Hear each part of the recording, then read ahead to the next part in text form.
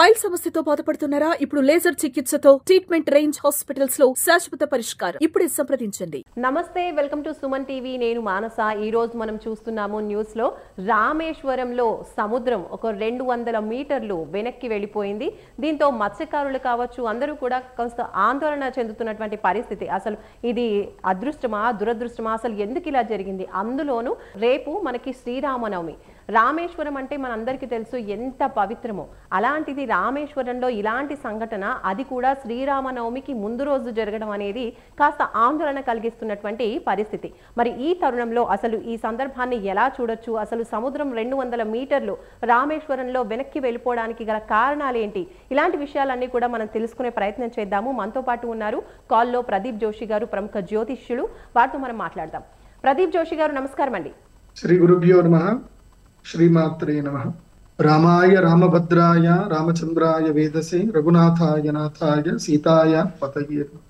ప్రదీప్ జోషి గారు, మనకి రామేశ్వరం అంటే మనందరికీ తెలుసు ఎంతో పవిత్రమైన ప్రదేశం. అటువంటిది ఇక్కడ సముద్రం 200 మీటర్లు వెనక్కి వెళ్ళిపోయినట్టుగా మనం వార్తలు చూస్తూ ఉన్నాము. అసలు ఇటువంటి పరిస్థితి ఎందుకు వచ్చిందంటారు? అంటే ఇది శ్రీరామనవమికి ముందుకు వచ్చినటువంటి రోజు, మరి ఈ రోజున ఇలా జరగడం అనేది ఎలా చూడొచ్చు? జ్యోతిష్య పరంగా దీన్ని ఏ విధంగా చూడొచ్చు అంటారు? ఇప్పుడు ఇది రామేశ్వరము అనేటువంటిది ఒక ద్వీపం. అది మనకి శ్రీరామాయణ సమయానికి చూస్తే ఆ ద్వీపం లేదు. అక్కడ రామాయణానికి శ్రీరామ సమయానికి చూస్తే ఆ ద్వీపం లేదు. అక్కడంతా సముద్రం పూర్తిగా ఉప్పొంగి పెద్దగా ఉన్నటువంటి ప్రాంతం. రామచంద్రుల వారు బాణం వేస్తాను అని చెప్పి మంత్రం చదవడం వల్ల ఆ సముద్రం అక్కడ వెనక్కి వెళ్ళింది. అప్పటి నుండి ఇప్పటి వరకు అక్కడ సముద్రుడు ప్రామిస్ చేసింది ఏంటంటే ఇక్కడ తీవ్రమైన అలలు రావు అని సముద్రుడు ప్రామిస్ చేశాడు. ఇక్కడ మామూలుగా చెరువు ఎలా ఉంటుందో అలాగే ఉంటుంది అక్కడ సముద్రం కూడా, పెద్ద పెద్ద అలలు. సో అది రాముల వారికి సముద్రుడు ప్రామిస్ చేశాడు కాబట్టి ఆ రామేశ్వర క్షేత్రం లోపల అది ఇప్పటికీ అలాగే ఉంటుంది. అయితే ఇప్పుడు ఈ సముద్రం వెనక్కి వెళ్ళడం ఏదైతే ఉందో ఇది 2004లో కూడా ఇదే జరిగింది. 2004లో జరిగింది. 2004లో మనకి సునామీ వచ్చింది. చెన్నైకి సునామీ వచ్చింది. ఇండోనేషియా చెన్నై లోపల చాలా పెద్ద సునామీ రావడం జరిగింది. చాలా మంది ప్రాణ నష్టం కూడా జరిగింది. ఇప్పుడు కూడా అవే సంకేతాలు కనిపిస్తున్నాయి. ఇప్పుడు సునామీ వచ్చేటువంటి అవకాశాలు కూడా ఉంటాయి.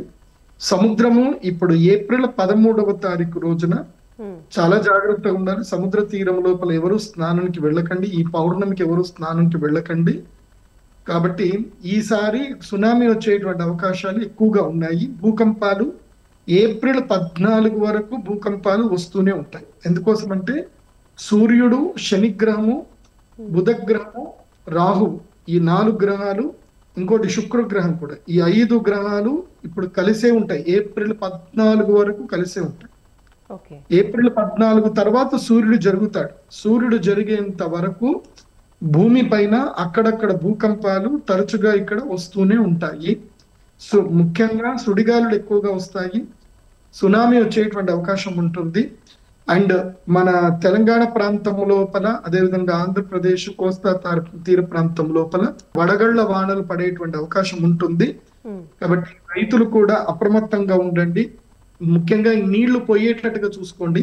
ఎంత ఎక్కువ వర్షం పడ్డా పర్వాలేదు, నీళ్లు పోయేటట్టు చూసుకుంటే సరిపోతుంది.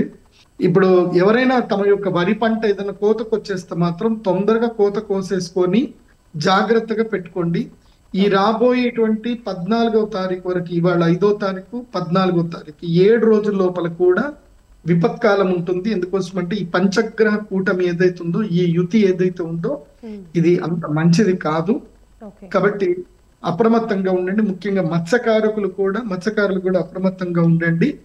మీకు మృగశిర కార్తె వరకు మత్స్య సంపదకు కీటు ఉంది. మృగశిర కార్తె తర్వాత మళ్ళీ మత్స్య సంపదకు బాగుంటుంది. కాబట్టి మృగశిర కార్తె అంటే సూర్యుడు మృగశిర నక్షత్రం లోపలికి అడుగు పెట్టేంత వరకు మత్స్య సంపదకు కీడు ఉంటుంది. అంటే మత్స్యకారులు వేటకి వెళ్ళొచ్చు అంటారా, వెళ్ళకూడదు అంటారా? ఈ సందర్భాల్లో వేటకు వెళ్ళకపోవడమే మంచిది.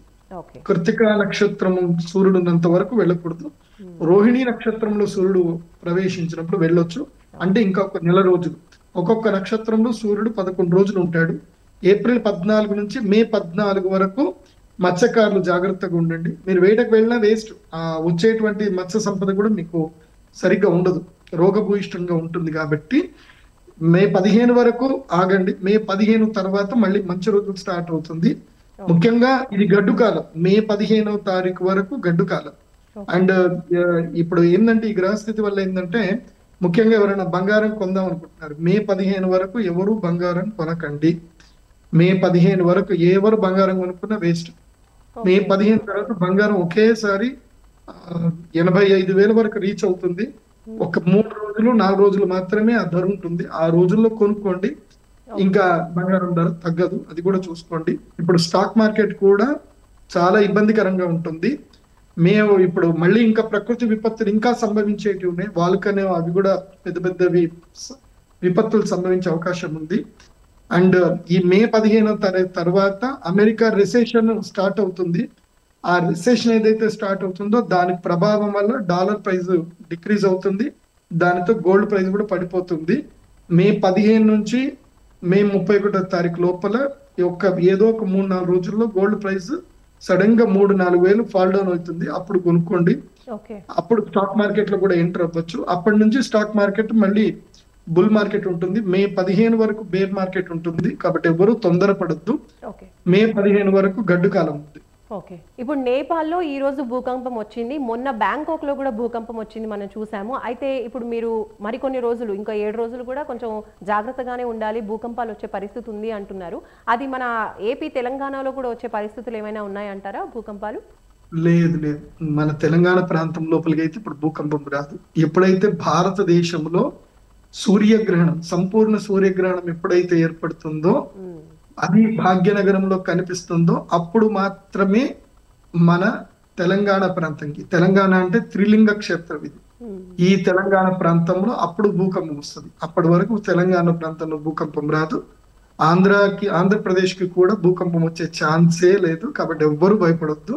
ఇది వేరే దేశాలలో భూకంపాలు వస్తాయి తప్ప మన దేశంలో భూకంపం రావడానికి ఛాన్స్ లేదు. మేబీ భూమి కదిలితే కదలొచ్చు, రిక్టర్ స్కేల్ పైన ఒక 2.3 కదులుతుంది, కానీ నష్టం జరిగేంత ఏమైతే మనకు లేదు.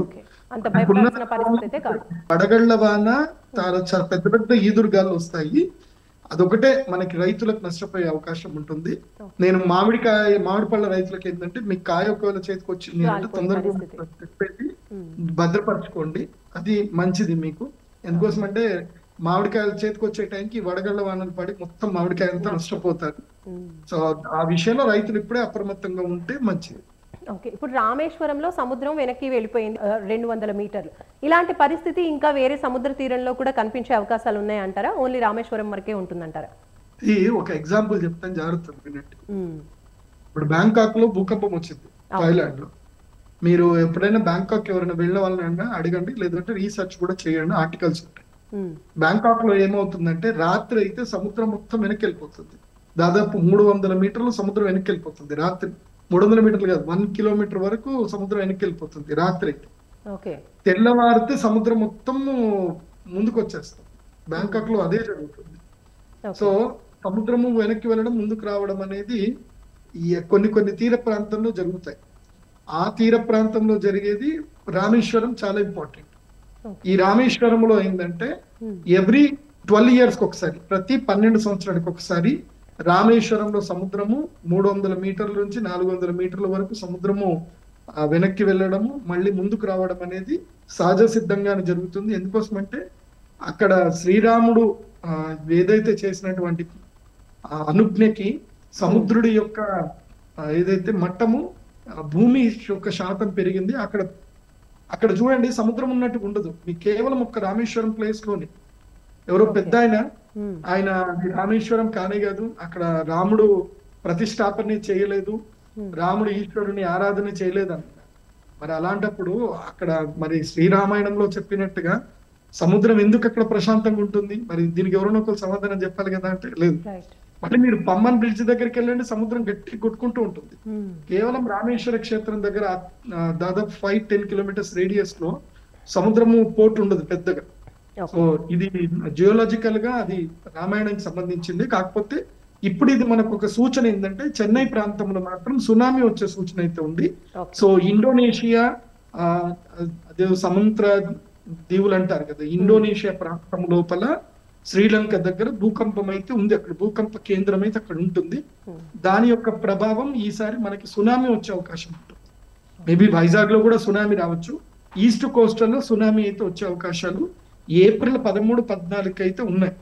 ఏప్రిల్ 13-14 అయితే సముద్రము పోటు ఉంటుంది. కాబట్టి విశాఖపట్నంలో కానీ కాకినాడలో కానీ మన తెలుగు వాళ్ళకి చెప్పేది ఏంటంటే ఆ బీచ్ లోకి వెళ్ళకండి. ఆ రుషికొండ బీచ్ కానీ ఆ బీచ్ లోకి స్నానంకి అయితే ఈ ఈ ఒక 15 రోజులు అవాయిడ్ చేయండి. ఎవరు బీచ్ లో స్నానాలకైతే వెళ్ళకండి.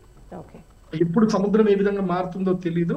సునామీ అయితే వచ్చే అవకాశాలు ఉన్నాయి. పోట్ అన్న ఉంటుంది, సునామీ రాకపోయినా పోట్ అయితే ఉంటుంది. ఓకే, ఇప్పుడు అందరూ జాగ్రత్తగా ఉండాలి అని మీరు చెప్తున్నారు కాబట్టి చివరిగా అందరూ జాగ్రత్తగా ఉండాలి అంటే ఇప్పుడు జ్యోతిష పరంగా ఏవైనా చిన్న చిన్న పరిహారాలు లాంటివి ఏమైనా స్తోత్రాలు లాంటివి ఏమైనా పఠించుకుంటే మంచిదంటారా? దైవారాధన మనం ఏదైనా ఒక రూపంలో దైవారాధన చెయ్యాలి. ఇప్పుడు వాతము గాలి మూలకంగా భూమి మూలకంగా ఈ విపత్తులు జరుగుతాయి కాబట్టి రేపు శ్రీరామనవమి అందరు కూడా వెళ్ళి శ్రీరాముడిని ప్రార్థన చేయండి. ఎందుకోసం అంటే ఇది రామక్షేత్రము. మనకి విపత్తులు జరగొద్దు అని అంటే ఆ రామచంద్ర స్వామి మనం రక్షించాలి. కాబట్టి అందరు కూడా రేపటి రోజున జరిగే శ్రీరామనవమి ఉత్సవాల్లో అందరూ పాల్గొనండి. మీ ఇళ్లలో మీ యొక్క దేవాలయాల్లో ప్రతి ఒక్కరు కూడా శ్రీరామ కళ్యాణాలు శ్రీరామ జన్మోత్సవాలు చేయండి. అందరూ కలిసి రామరక్షా స్తోత్రం చదవండి. రామరక్షా స్తోత్రము ఎంతమంది చదివితే మనకు అంత రక్ష. మనకి అందరికీ శ్రీరామ రక్ష సర్వ జగద్ రక్ష. అందరూ శ్రీరాముడి యొక్క రామరక్షా స్తోత్రం చదవండి. మనకి ఏ విపత్తులు లేవు. చిన్న చిన్న సంఘటనలు జరుగుతాయి, అవి కూడా ఎవ్వరికి ఏం నష్టం లేదు. నేను అమ్మవారి ప్రార్థన చేస్తాను. ఎవరు భయపడకండి, ఎవరు కంగారు పడకండి. మన దేశానికైతే విపత్తు లేదు. ఎందుకోసం అంటే మన దేశంలో అన్నదానం జరుగుతుంది. మన దేశంలో ఏదో చిన్న చితక గోహత్యలు జరుగుతున్నాయి కానీ గో సంరక్షణ 100లో 70% అయితే గో సంరక్షణ జరుగుతుంది. ఇంకా 30% కూడా గో సంరక్షణ జరిగితే మన దేశానికి ఎలాంటి విపత్తులు భూకంపాలు అయితే ఈ సంవత్సరం అయితే లేవు. భవిష్యత్తులో నేను చెప్పేది ఏంటంటే ఈ వినే వాళ్ళందరికీ కూడా చెప్తున్నాను, హై రైజ్ బిల్డింగ్ లో అపార్ట్మెంట్స్ కొనుక్కోకండి. భవిష్యత్తులో ఎప్పటికైనా భాగ్యనగరానికి అయితే రాబోయే 12 సంవత్సరాల్లో సూర్యగ్రహణం ఎప్పుడు సంభవించినా భాగ్యనగరానికి తర్వాత వైజాగ్ నగరానికి అయితే భూకంపం అయితే ఉంది. కాబట్టి మీరు ఎక్కడ కూడా హై రైజ్ బిల్డింగ్ లో అపార్ట్మెంట్లు కొనుక్కోకండి. నేను చెప్పేది ఏంటంటే చక్కగా ఇండిపెండెంట్ హౌస్ కొనుక్కోండి.